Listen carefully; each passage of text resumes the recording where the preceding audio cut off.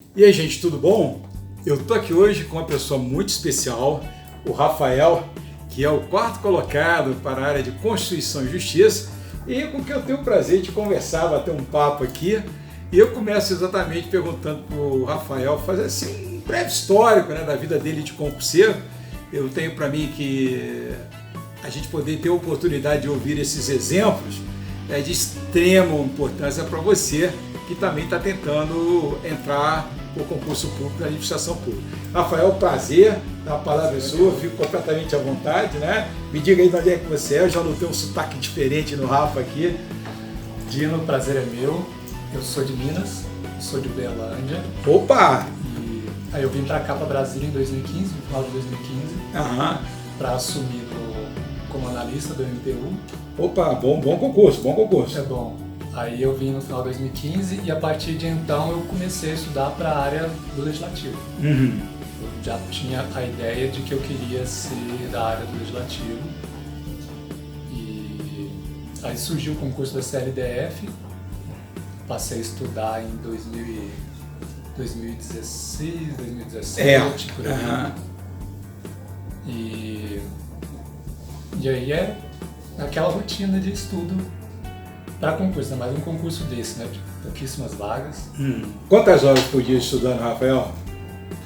Em média, né? Dino, assim, é porque eu trabalho também, né? Entendo. Então, era o tempo que dava.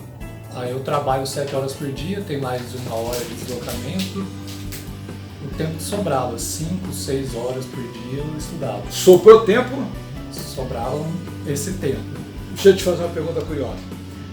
Eu vi aqui outro dia da tua colega, que é um barato, a Daniela, da América, ela falando que ela chegou e falou assim, o povo me esquece, né? Coitada, até a gente brincou do namorado e tal. E você, como é que foi a sua toada? Mandou o povo esquecer também? Foi mais ou menos isso também. Sério? Não tem opção, né? Quando você se dedica para um concurso desse, você tem que ter a noção de que vai abdicar de muita coisa. E a família, namorada, amigas, eles também têm que ter essa consciência. E é difícil. Mesmo assim, que eu já tenha passado num concurso e eu estava estudando para outro, mesmo assim a família meio que era um pouco resistente. Sim, me apoiava, sempre me apoiou. Com certeza. Mas assim, tem um almoço na casa de não sei o quê, tem aniversário de não sei quem. Não vou poder porque eu estou estudando. Não era muito bem recebido, mas assim, infelizmente o caminho é esse. Você sabe que na minha época eu cansei de viajar, fazer de férias com aquele monte de livro na mão. Eu dava um jeito de estudar, porque não tem como, né? Eu vou lhe fazer uma pergunta, como diz o velho ditado, vou puxar a brasa para minha sardinha. Eu queria que você me dissesse em que o meu curso te ajudou nessa prova discursiva, se você puder me falar um pouquinho sobre aquela história de teoria das perguntas, checklist e tal.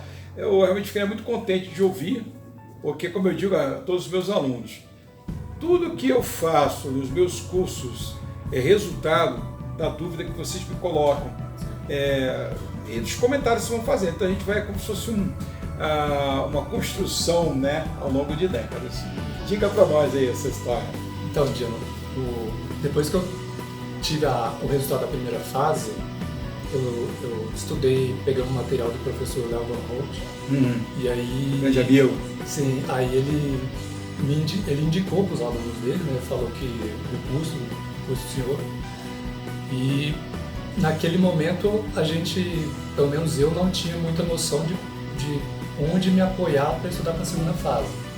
Porque é tudo muito diferente, né? A segunda fase de legislativo é muito específico, não é qualquer curso que você acha que é específico dessa área legislativa da segunda fase. Então, história do parecer de mérito, né, que você que passou para o judiciário sabe bem que mérito aqui não é a mesma coisa que mérito lá. Completamente, é outro mundo, né? E aí eu fui nessa dica do professor Léo Van Holt, procurei o curso do senhor, Redação Aplicada, e foi assim, para minha preparação foi fundamental, primeiramente porque muda a nossa forma de ver a segunda fase, de enxergar essa questão da planilha do examinador se eu repetia isso. Repito, chega a ser até meio para, pô, cara, eu já entendi, né? Mas o tal do checklist, né? Fazer a prova para o examinador. Né? Fazer a prova pensando não numa resposta, uma resposta bonitinha e tal, mas uma resposta que poderia ser a da cabeça do examinador. E o checklist foi fundamental também. Eu não falei ainda, mas eu passei em 4 e eu passei por 0,13. Então, o checklist para mim foi fundamental, porque uma coisinha que eu tivesse deixado de fora, eu agora não estaria dentro das vagas. E é uma coisa que também o senhor falava nas aulas, de que um concurso desse é decidido por décimos, e foi o que aconteceu comigo. E esse checklist me ajudou muito, a questão de fazer perguntas, de você receber o enunciado e fazer perguntas para você elaborar a sua resposta, né, o seu... Porque, na verdade, parece que é uma via de duas mãos, né? Sim. Você elabora as perguntas a partir do enunciado, né? E vem respondendo e... Tá aqui, não tá? Tem que ser... E ali na correria da prova, você não vai lembrar de tudo que você estudou, você não vai lembrar de tudo que tem que ser colocado. Então, o curso que o senhor ministrou pra gente, e essa questão das perguntas, do checklist, da dança da Karine. A dança da Karine é ótima, né? Fazer ela dançar. Aqui eu peguei esse sinal, não, vem cá você, então vem cá Karine, vem cá. Fixa, a história do... E a gente leva da prova. E é um detalhe curioso, que eu sempre comento muito com o pessoal, desde que eu me entenda por gente, o texto tem que ter clareza, objetividade e concisão. E eu nunca encontrei, até hoje, nenhuma, digamos assim, exercício que pudesse ser mais claro do que a história da dança. Cada curso tem uma vítima.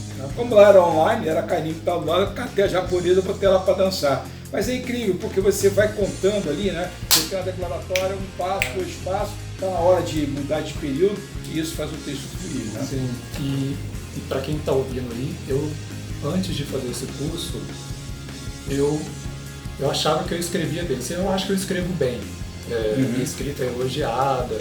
No meu trabalho, eu mexo com escrita, eu escrevo o tempo todo. E mesmo assim, eu aprendi muito no curso e mudei muito a minha forma de fazer prova, de segunda fase. Olha só. A questão da fraseologia, a questão de ponto, é uma questão muito simples, né? Do ponto final. Você está fazendo um período muito longo e às vezes você colocar um ponto ali faz uma outra leitura do parágrafo. É verdade. A história, por exemplo, de isolar a última frase do parágrafo, né? Parece mas isso é besteira, não é. Ela dá uma força no parágrafo, você fala, nossa, mas como é que esse trem ficou assim? Ficou porque você teve cuidado de fazer. No caso, o nosso curso A Dança da Karine é sempre uma vítima, né? É isso aí. E a questão do toque frasal também, você já começar ali... Direto na resposta, né? Direto. Isso faz muita diferença porque, principalmente na prova da FCC, não dá para você contar muito com a questão do recurso, né? É verdade. De você fazer uma prova meio confusa e você escreveu, mas só que o examinador não viu o que você escreveu. Não dá para você contar muito com recurso, porque é muito difícil de haver deferimento de recurso assim na fase. Essa frase que você utilizou, acho que ela é muito importante. Você escreveu, mas o examinador não viu, né? Sim. Que acontece muito, que eu tenho visto pessoas capazes e que escrevem, mas fazem uma prova assim como se fosse um arrazoado. Elas não têm essa... Isso que você estava comentando, né? Pergunta versus resposta, checklist, né? E eu queria te fazer uma pergunta também, eu fiz essa pergunta para a Daniela da MEC. Escuta, a gente está preparando vocês para uma prova de umas 60 linhas. Em que medida que essas 30 linhas foram boas ou foram ruins? Né? Primeiro foi um susto, né? A gente estudava uma prova de 90 linhas para minuta da proporção e 60 de parecer. Chegar lá, metade do que a gente estudou. Primeiro foi um baque, né? Porque você já estava com a mente quase que certa de tanto de linha, a gente rascunhava, estudava muito, fazendo modelo, até para levar para correção. E na hora que a gente chegou lá na prova, viu aquelas 30 linhas, foi um primeiro susto, aí já tem que mudar um pouco o raciocínio. Para mim foi bom, porque eu já estava contando que não ia fazer rascunho, por conta da quantidade de linhas, e como foi menor, deu para fazer rascunho de tudo, pelo menos na minha prova. Então isso foi um ponto positivo, mas fica muita coisa de fora que você pensa e não dá para colocar.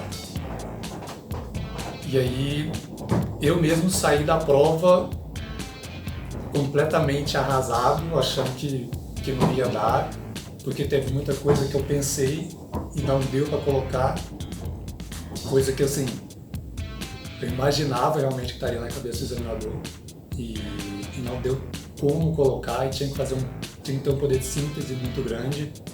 Teve algumas coisas assim que você tinha que dar uma pincelada e seguir, porque não tinha como fazer. Então, isso também é coisa que preparou a gente de ir para a prova com essa ideia de que tem a regra, que é o normal, que vai acontecer, mas tem o inesperado também, tem a surpresa. Então a gente tem que ir para a prova com essa ideia de que vai ter alguma surpresa, foi como aconteceu. E Rafa, deixa eu fazer uma pergunta agora, para a gente ir mais ou menos encaminhando aí para o final desse nosso bate-papo.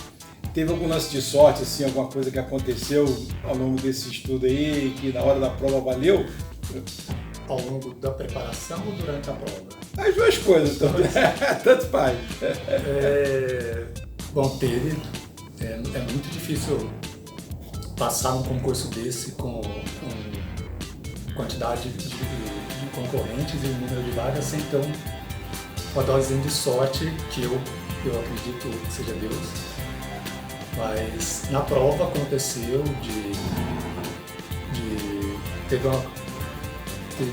umas coisinhas que eu lembrei, assim, na primeira fase, inclusive, foram duas questões da questão da prova específica, da parte de conhecimentos específicos, que eu coloquei uma letra lá, eu achava que era correta, e depois, faltando 5 minutos para entregar a prova, me deu um estalo de modificar, de pensar, talvez não seja por aqui, deixa eu pensar de uma outra forma. Nossa! E foram duas questões da específica que eu modifiquei. E você acertou? E acertei. Eita, que coisa! Foi o quê? 6 pontos. É muita coisa. É aquela velha história, é um absurdo. É um absurdo. Você decidiu a sua vida aí. E na segunda fase teve algumas coisas, teve uma coisa que eu estou lembrando aqui agora, que eu escrevi no âmbito desta comissão sem um acento circunflexo no âmbito. Opa, menos 0 pontos. E aí eles me tiraram um ponto, mas não me tiraram tanto a ponto de eu cair do número de vagas. Se eles tivessem me tirado mais 0,13 por conta desse acento, eu teria ficado de fora do número de vagas por causa de um acento circunflexo. Nossa.